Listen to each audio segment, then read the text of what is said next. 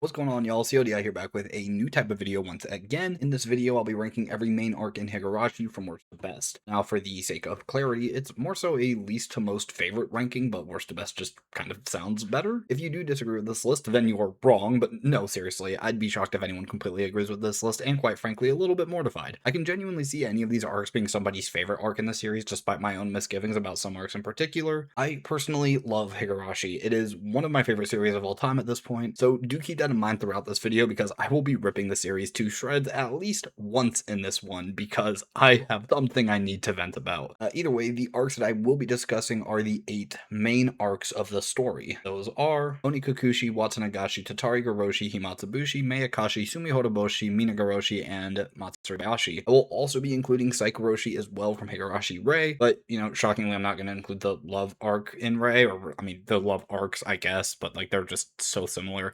Even if I did, they would be last place easily, so it's just not really worth talking about for me. But either way, without further ado, spoilers ahead. I'm giving myself full reign for spoilers. I very, very, very highly recommend this series. I think it is one of the best. If you have not seen it, again, I highly recommend clicking away from this video and then watching it when you have. But if you either don't care about spoilers or you have already read it, enjoy the video. At number 9, the worst Higurashi arc for me, or, again, my least favorite. I wish I could say that I debated this, but no, not really. It's Himatsubushi-hen pretty easily for me. I think this comes from a multitude of standpoints. Firstly, out of the main narrators that we get throughout Higurashi, I simply find Akasaka to be the least interesting. Keiichi has his hero's journey, Shion is so psychologically fascinating, Rena's clear fall into delusion is super interesting, Rika's doom and gloom is pretty fun for me, and Takano is Takano. She's just kind of interesting by design. In comparison to those narrators, Akasaka comes across normal. He's most similar to Keiichi for sure, but again, Keiichi's arc spans the entire narrative, whereas Akasaka's mostly takes place here, only for him to come back here and there for some cameos later and then to kick some ass. There's also the length of the arc, with this being the shortest of the main arcs by a very clear margin, only being longer than the epilogue arc in Saikoroshi. That being said, I think the biggest reason for this arc being the lowest for me is quite simple. My favorite characters are simply not here. In a way, I view Higurashi similarly to Konosuba, where the series really hits its stride with the main cast dynamics. I love the game club, and the only ones that get spotlight here at all are Rika, obviously, and then Mion gets a cameo, which admittedly it is cool to see, like, the little Mion, but it's not enough. As will become apparent throughout this list as well, Rika is just simply not my favorite character in Higurashi, so unfortunately,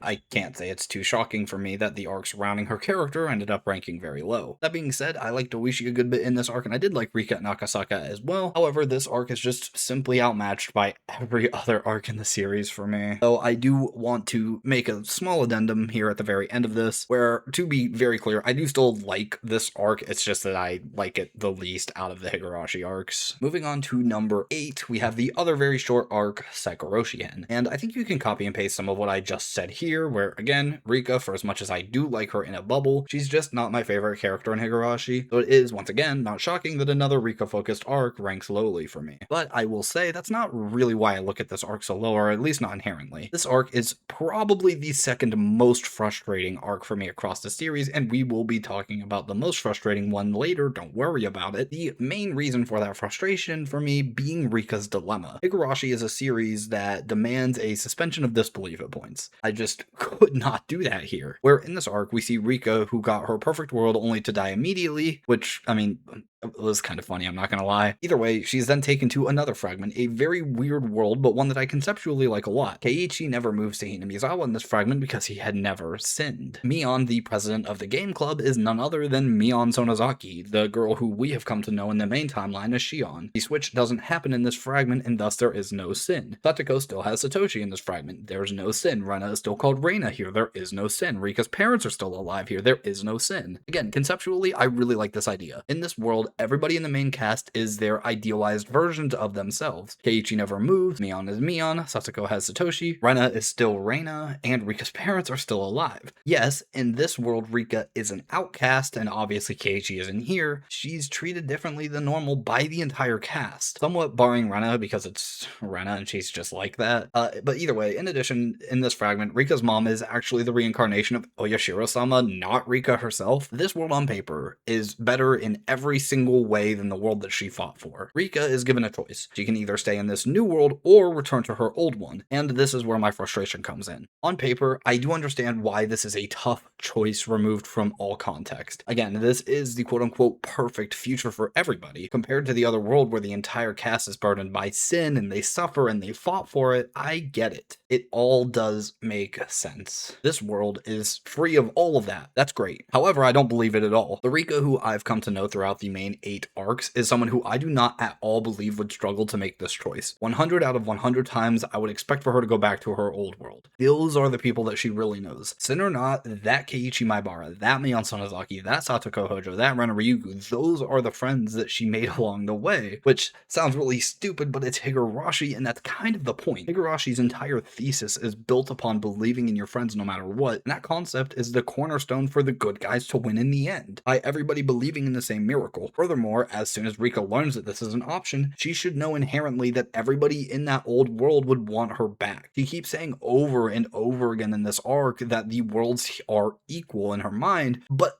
I just do not buy that at all. I don't think it makes sense for Rika's character. I find it frustrating that we spend the arc with her even debating this at all. Obviously, in the end, she chooses the old world, who would have guessed, to which Hanyu tries and fails to tell her that the other one was just all a dream. But again, I find it largely frustrating. The reason I have it higher than Himatsubushi really just comes down to the concept. Again, I like this concept a lot. I just kind of end up frustrated by Rika's dilemma. Next, coming in at number 7, and I actually debated this one and the next one quite a lot, where this arc is more consistent to me throughout, whilst the next arc has higher highs and lower lows. But again, I'm going to go with the more consistent arc this time, and that is the first arc of the story, Onikakushi-hen. I love Onikakushi, and genuinely that goes for the rest of the arcs here. I would still say that I liked Himatsubushi and Saikoroshi, but these are the arcs that I really like. Onikakushi is the one that started it all. It certainly has its problems. Whilst I think the very initial scene is incredible as a hook, we then spend hours and hours in slice of life, which can be rough for some people. I personally actually took a break from the series for a few months after having finished Onikakushi, where it wasn't until Watanagashi that my love for the series really grew, allowing for myself to binge the rest of the series in a pretty reasonable span of time. That being said, I really appreciate a lot of what Onikakushi has to offer. I think the recontextualization of the arc, once every reveal happens, is super interesting, where Keiichi's descent into L5 of Hinamizawa syndrome is really one of the core mysteries of the series, being on full display throughout the first arc of the story. Obviously, to initial readers, they are incredibly unlikely to realize this, dare I say it, almost impossible, but in the grander scheme of Higurashi, that is one of the central rules that govern the world. I think the first 3 question arcs do that very well. In the next arc, we get more focus on the Sonozaki family, and in the third arc, we see the Great Hinamizawa disaster to give us all of our puzzle pieces, or at least most of them. Either way, Onikakushi itself is still really fun to me. The intro sticks in my mind, of course. Rena's lyre scene is great. The scene with Rena in the rain always stuck out to me, and the final act is also great.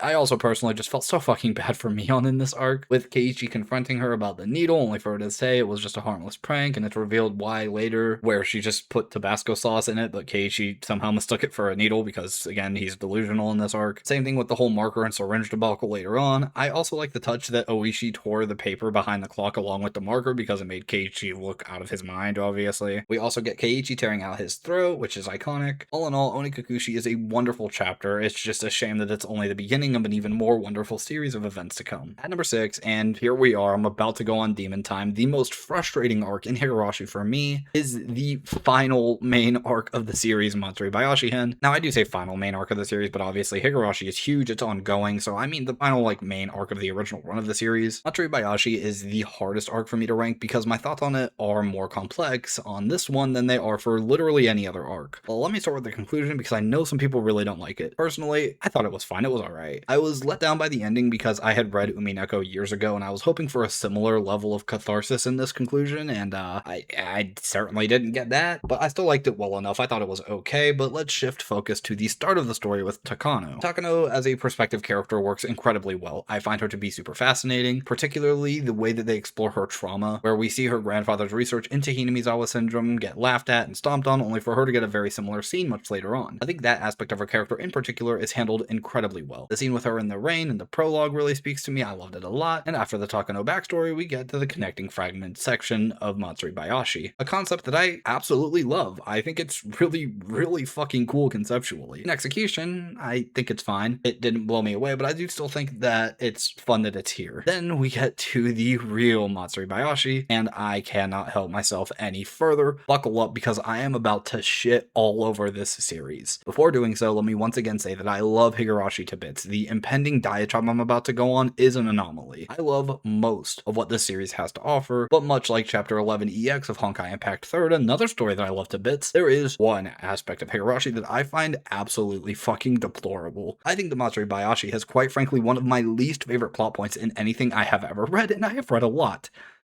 Let's get into it. Oh fuck. Rika Furaday, in every fragment, forgets her killer. This is a rule that is set up for us in Higurashi. No matter her struggles, no matter her will, in every fragment, Rika forgets who kills her. Towards the end of Minagoroshi, Rika finds out, or probably not the first time, that her killer is Mio Takano. Throughout Minagoroshi, as we will discuss later, Rika develops a lot, to the point where upon seeing Takano kill all of her friends, about to put Rika to sleep to kill her too, Rika says, "No, don't put me to sleep, kill me awake in the way that I know you're going to." Whereupon Takano obliges and performs the original Watanagashi on an awake Rika, where the reason that Rika is prolonging her life in this way, or rather prolonging her consciousness, is to try to sear this moment into her brain so that she can pick up back on it on the following arc. In Matsuribayashi, when we get to Rika, we learn that she once again forgot her killer. And, whilst I'm annoyed at this, I do get it. It follows the same rule that Rika forgets her killer. Again, Minagoroshi is all about building Rika's will back up. She shows her determination by attempting to sear the image of Takano, killing her into her mind. Or that determination, that culmination of the first 7 arcs of the story to result in Rika forgetting, annoys me, but again, it's passable because of the pre-established rules of the world. However, what I cannot forgive is the full extent of Rika's memory loss, because I find this so fucking stupid. Not only did Rika forget the final events of Minagoroshi, Rika forgot all of Minagoroshi. This stupid fucking plot point is horrible, detestable, quite frankly, I fucking hate it. Minagoroshi serves as the Rika development chapter. She regains the will to fight in this chapter, and all of that gets thrown out the window because we need Hanyu to have a bigger role in the story. I find this plot point to be nothing short of a plot contrivance to give Hanyu greater relevancy in Matsuribayashi, and I hate that because I like Hanyu. I like Hanyu a lot. This fucking sucks though. With Rika forgetting and Hanyu remembering the arc of Minagoroshi, 2 main things happen. 1. Rika has to re-undergo all of the development that she just got in Minagoroshi.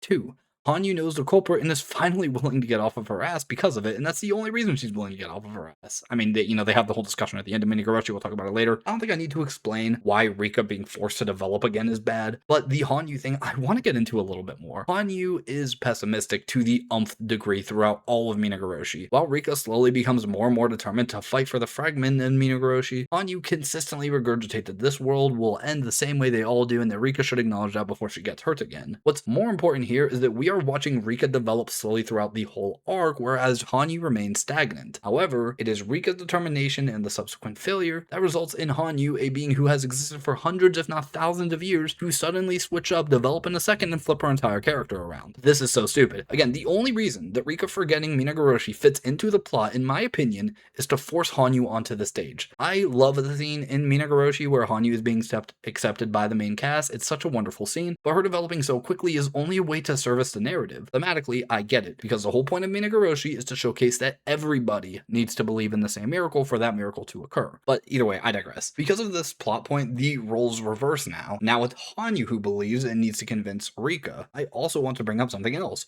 Towards the end of Minagoroshi, when she's gonna get killed, she talks about remembering this in previous lives now. Takano has killed her over and over. With this, we can assume that in most timelines the same thing happens. Just before Rika's death, she recalls that Takano killed her in the previous fragments as well. She and Hanyu forget, of course, due to the rule of the world, but Rika finally remembers in her final moments. So why then does Hanyu suddenly get to remember this time, even though we're consistently told that her power is weakening? Would that not then mean that had her powers been stronger, she would have remembered? But if that's true, why not just tell Rika in the previous loops? It doesn't make sense. It doesn't make sense. I hate it. Again, I love Higurashi so much, but this is nothing short of a blemish on the series at large. I hate this so much. Anyways, I still love Matsuribayashi and the series at large, but this plot point, it fucking sucks, dude. dude, I'm moving on. Sorry about that, all that. Moving on to number 5, I have Tatarigoroshi-hen, which honestly is like super easily my number 5. Probably the spot that I had the easiest time with ranking, honestly. Everything above it was always above it for me, and everything below it was always below it for me. Genuinely, the debates for me on this list were literally every other neighboring arc on this list except for 5. So I debated like 1 and 2, 3 and 4. You get the idea. So why do I find this arc so middling, I guess? Which I mean to clarify because of the negative connotation associated with such an attribute. I don't mean that this arc is mid, I just mean it literally in the sense of this ranking, it's the middle of the list. I think it comes from a few aspects. First of all, I like it a lot, obviously. I think out of the question arcs, this has the best slice of life content in the game. The dynamic between Keiichi and Satoko in this arc is really fucking good, surprisingly so for me, considering that Satoko is my personal least favorite of the main crew by a pretty decent margin. That being said, of the first 3 arcs, Keiichi is so fucking easily the most rootable version of himself in this arc. His very loose plan to lure out and kill Teppei to save Satoko is in line with his character, of course, but is also just really awesome to see happen. I don't mean to be controversial, but Teppei Hojo is, in my opinion, not the greatest person walking around Hinamizawa, so seeing him get his shit absolutely rocked by the 13-year-old was super cool. We also get the scene with Takano and Keiichi, which was so fucking unnerving, but crazy cool too. I also really like how the arc makes use of its mysteries to be unraveled later. For example, Teppei's missing body is explained later on when Mion moves the bodies Rena killed in Tsumihoroboshi. We get the second Keiichi of it all, which again we see later in Tsumihoroboshi. We also get the first look at the Great Hinamizawa disaster in this chapter, which I have mixed thoughts on overall, but obviously having it happen at all is imperative for the story. However, I'll keep it real, it completely killed any semblance of a theory I could have constructed for this arc. I kinda just gave up at this point, personally, where I was just at a complete loss. I had no fucking idea what even to do anymore. Either way, I think that this is probably the most generally emotional arc of the question arcs, where I feel more personally attached to another one, which we'll talk about. I do think that this arc, though, will hit the most for the most people, as far as the question arcs are concerned, at least. The abuse Satoko undergoes is heartbreaking, and seeing her succumb to the syndrome on top of that is just fucking horrible to see. All in all, it is a fantastic arc of not just Higurashi, but a fiction itself, and I'm not being hyperbolic. I know it's only 5 on this list, but still. Moving on to number 4, which, honestly, rip this arc. I'm talking about Watanagashi-hen, and I say rip because had this video come out when I initially wanted it to, this would actually be 1 spot higher, but more rumination on the series at large has landed it down here at number 4. Whilst I have mixed feelings about the bottom 4 arcs and more positive about number 5 on this, now that we're in the top 4, these are the arcs that I really fucking like. Why do I like Watanagashi-hen so much, despite the fact that, admittedly, I think Tatarigoroshi is better, quote unquote, objectively? I think that 2 main reasons pop out. First of all, like I said, Satoko is my least favorite character in the cast. Conversely, Mion is my favorite character in the entire cast, with Shion being literally right behind her on my top 100 character list, landing in spots 19 and 20 respectively. And I guess just because we're here anyways, the other Higurashi characters that are on that list are Keiichi at 23, Rena at 30, and Rika at 40. I digress. The other main reason, though, being that I had so much fun trying to piece Watanagashi together. The little femininity arc that they do with Mion in the first few chapters is handled super well in my opinion, where Mion has built up this reputation of being this tomboy figure, realizing her own feelings for Keiichi, well, at least a version of those feelings, considering the fact that I'm not even sure she realizes what those feelings are exactly. She wants Keiichi, though, to see her as a girl, so she explores this, utilizing this other persona of Shion. She's able to be more explicitly feminine in a way that, quote-unquote, Mion Sonozaki would not be able to. Of course, later on, it's revealed that Shion is not just a persona, but also the real identity of her real identical twin, and shenanigans ensue with the Shmion reveal. It's so good. It's so fucking good. Either way, this does bring up some complications, because now we need to parse out Schrodinger's Shion. When was Shion really Mion, and when was Shion literally just Shion? And I found it fun to play with these ideas a lot, especially considering that that exact thing is vital to figuring out Watanagashi in its entirety, where the Schrodinger of it all kind of flips, where now we need to question not only the identity of quote-unquote Shion, but also the identity of quote-unquote Mion, who was who and when. For me, I was not able to solve every little thing, but I did have one particular moment that really clued me in on who the final Mion was, the Mion that we see confronted by Keiichi and Rena. During the discussion, a very small moment happens when Mion begins to undress in order to show Keiichi and Rena her back tattoo, which would then reveal, of course, that the Mion in front of them is the same Mion who ran the game club, who in turn is really Shion Sonozaki, but shut up, I'm not here, I'm not doing this right now, we'll get to it later. The important thing is the simple facts here. here. Mion did not show them her back. You could argue that this was to throw off the reader because Mion was willing to do it in the first place and then got called out by Rena, but that's not how I viewed this at all. Instead, I viewed this as a deliberate choice by the author to expressly tell the reader that our reliable narrator Keiichi did not see a back tattoo point blank and period, and thus at that point I locked in my vote for this being Shion, the girl that we know as Shion, who again is really Mion. So I'm not getting into it. We'll do it later. Either way, I found the arc super fun, and genuinely, I think out of the arcs, I probably enjoyed this one the most from a meta perspective, by which I mean that I had the most fun outside of the game trying to dissect this arc, trying to theory craft, than I did for literally any other arc in the story. Moving on to number 3, and I actually bumped this up, like I just said, that is Minagoroshi-hen. I think having just come off of the series, I was still bitter about the whole Matsuribayashi of it all, and I ended up knocking down Minagoroshi a good bit, but looking at it in a vacuum, I do feel pretty comfortable having it above Watanagashi at this point. Minagoroshi, again, barring that really stupid plot point that boils this entire arc down to the one where Hanyu gets convinced to get off her ass because of the work that other people did and the development that those people underwent, and Minagoroshi is a really great arc. I think of the answer arcs, it feels the most like an answer that we got so many answers here. Hanyu's existence is fully understood by the reader, which explains the things like the extra footstep or the noise in the shrine. Obviously, we peel back a lot of layers with Rika herself. We see that, shockingly, the most suspicious person in the entire cast was the big battle all along, who would have thought? Which I will say, at this point in the story, I was sold on it either being Takano or Irie at the heart of everything. But as everything progressed, I mean, yeah, Takano was pretty solidly my top one guess, with Irie being behind, probably like leaning 80-20 Takano Irie for me at that point. Either way, Minagoroshi is not so great because of any of those things. It is the characters. Keiichi is incredible in this chapter, super rootable. Rika is at her best in the entire series here, in my opinion. Whilst my favorite Satoko scene lies elsewhere, I think overall she's probably at her best in this chapter. Rena and Mion are just Rena and Mioning around, but Shion is here too, and she is fucking awesome here. I love her so much in this arc. She's great. I think one of the other things I like a lot are the different approaches taken by Keiichi and Shion. Keiichi recalls the events of Tatarigoroshi and knows that as a result, taking this on solo was a mistake. Shion says, fuck that, get in my way and I'll rip your fucking head off. She is awesome.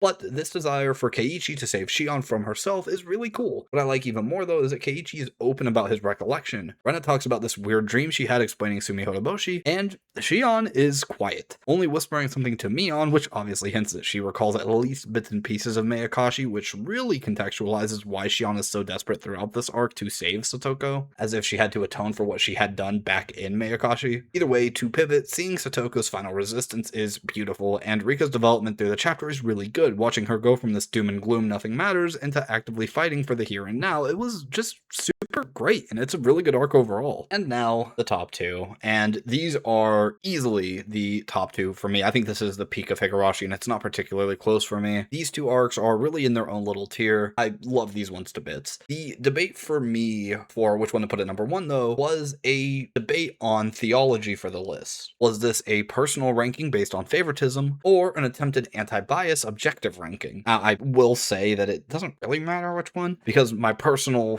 ranking would be 1-2, and then the objective ranking is just 2-1. Like, they just, both of them are my second place in the other, but either way, that doesn't matter. But y'all know at this point what I ended up going with, and that is why the runner-up spot goes to Tsumihoroboshi-hen. I think that Tsumihoroboshi is the best chapter in Higurashi, or at least the least flawed chapter for me from a writing standpoint. Rena's descent into madness is really awesome to watch unfold, and I really like the slow changing color of the text, which is even funnier given the context that I, the can't overdo it, have color blindness of the Dutan variety, if you needed to know, which makes my life difficult when distinguishing shades of color in particular, which was the whole deal here, which was just so funny because I shit you not, I used the power of screenshots and a color picker because at points I could only differentiate by finding out the hex codes. It's so fucking over. But no, really, I love this arc. It's very much so the Keiichi and Rena arc, and I find that very interesting. I love the introduction to the arc. I think it's one of my favorite introductions to any Higurashi arc. The slice of life is fun and directly ties into the story later, and I love it when they do that. I also loved the way that Ryukishi would lead us on, where Rena starts talking about this parasite, and through all that, I'm thinking, yeah, you know what, that, yeah, suspend my disbelief a little bit, I can get that makes sense. And then the bomb happens when she starts yapping about the aliens and the alien invasion, and they're gonna take over the world, and it's so fucking ridiculous, but I love it, I really do. We also get Rena killing between Rina and Tepe, which W Rena. We get some answers that I mentioned earlier, like with the second Rena and the bodies disappearing. I think Oishi is debatably at his best in this arc. I liked his role a lot when he locked the fuck in. But there are two main reasons that this arc is so high. Firstly, I just fucking love Keiichi's breakdown when he remembers Onikakushi. It is one of the most emotionally impactful scenes in the entire story for me, and him coming to terms with it was just beautiful, especially him realizing that Rena is going through that as well. But the other reason, you know, grass is green here, the entire fucking ending sequence is just so fucking good. My second favorite scene across all of Higurashi, but probably the highest peak in the series, I would argue. The whole rooftop battle is just so good from so many angles. It ties back around to the slice of life, it makes a lot of sense thematically, and it really embodies Higurashi as a whole. The CGs with the shadows and the moon, they're just incredible. Look, all in all, I love Tsumihoroboshi. It is incredible, but it is still not my favorite arc across the series. Because at number 1, my favorite arc in Higurashi, personally, is Meakashi-hen. As much as I love Tsumihoroboshi, as time has gone on, I think I've only become more and more solidified on the idea that Meakashi is my favorite arc across the series. Shion is my favorite protagonist. I find her so fucking interesting, where we see the perspective of this poor girl who has nothing and was nothing by design. She was forced into a position where she had to be grateful for the very fact that she was born. She was then kicked out of her hometown and denied the right to go back, hated by her own blood, despite the fact that that own blood I'm referring to didn't even realize that she's not who they thought she was. It doesn't take a rocket scientist to figure out why she fell in love with Satoshi, because he showed her genuine compassion for the first time in probably her entire life. I think that what I praise the most about this chapter is how the chapter made me root for Shion in the beginning as she ran away from the school, fell in love with Satoshi, made me very mixed on her when she started lashing out at Satoko, and then how they somehow made me feel even remotely empathetic towards her in the end when she is a literal psychopath there. Barring Takano, because obviously, Shion is the most evil protagonist that we see the world through, and it's not close. Despite that, more so than Takano, I was able to empathize with Shion a lot throughout the chapter. What she does is absolutely fucking deplorable. It is terrible, and yet the game still made me give a shit. Furthermore, I liked Keiichi a lot in this arc. It's the first time that we see him while not being in his head, and holy shit, that is the true miracle in Higurashi. I liked Rena a lot in this arc. The scene with her and Shion at the bus stop is so fucking creepy, but also just awesome. I liked Mion a lot in this arc. The dynamic between her and Shion was really explored here, and I loved it. The dynamic, it's so good. I liked Rika a lot in this arc. The scene where she stabs herself in front of Shion is just super profound. I liked Satoko a lot in this arc, with her best scene in the entire story for me being here, where obviously it's the scene of her death, but more importantly, her resilience through it. And even though she does die, I personally got the feeling that she won here over Shion, which again is just fucking insane to think, by the way, given everything that's happening. And Shion herself, I loved Shion here. I thought she was incredible. Again, she's my favorite narrator, and it's not close. I think she has the most personality in her narration. I think she has the most fun descent into madness, and I think I resonated with her a lot, you know, up until the murder of it all. I will also say that Shion's conclusion is my favorite scene across Higurashi. Her entire monologue in the end, only for the last thought to be, "I'm sorry that I was born," it made me cry over a fucking serial killer. We also get the last synapses of her brain firing off, where we see herself in a world different from this one in which she did protect and she did care for Satoko, keeping her promise to Satoshi. And I'm not going to sugarcoat it, I cried again here. My direct message to my buddy who I dumped all of my Higurashi playthrough on was, quote, "Fuck this stupid, rotten, putrid game, man," during that Shion and Satoko CG, because oh my god, it wrecked me. Also, small note, the bad end was fucking hilarious to me. We got this super cute Keiichi x Mion stuff. It's two peak, ladies and gentlemen. That's the real couple. Like you heard it here first. Only for Keiichi to fucking die, which makes sense because it's a bad end. But also, I just love this with full context even more, because my best guess of what happened here is that Takano was tailing them throughout their date until Mion leaves just to kill Keiichi out of pettiness, I guess, because obviously Rika was already dead and not observed by Takano, which made Takano's entire world crumble, meaning that she fought for nothing all along. It's so funny for me. Either way, for all of those reasons and more, Meakashi is my favorite arc in Higurashi no Nakukoro ni. And that is it. That's the video. I can't tell if this ended up being longer or shorter than I expected, but I'm just glad that my script is over now. I love Higurashi to bits, as we will see on my top 100 series video, which one day, guys, one day. Higurashi is very high. I love the story to bits, and even though I know I come off negative at points in this video, I cannot stress enough that I love this series. Trust me, I would not have gone through all this bullshit if this was not the case, especially since I have multiple other long-form videos that I have begun scripting, and none of them are getting done because I'm trying to script all of them at the same time, and it's horrible, it's terrible, it's awful. Note to anybody who wants to make long-form content, stick to one video at a time. Dude, I was scripting this one, I was scripting the July video, I was scripting a Monica video, I'm not going to get into it right now, I'm still scripting that 100 video, and then I have a Clanad route ranking video, which, oh my god, dude, it's... Anyways, that's all. So, feel free to leave your own rankings below, and as always, take care, y'all.